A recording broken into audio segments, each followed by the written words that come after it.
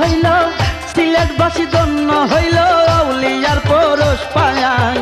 এই বাংলাতে শুইয়াই আছেন 360 জন আউলিয়া সিলেটেতে শুইয়াই আছেন 360 জন আউলিয়া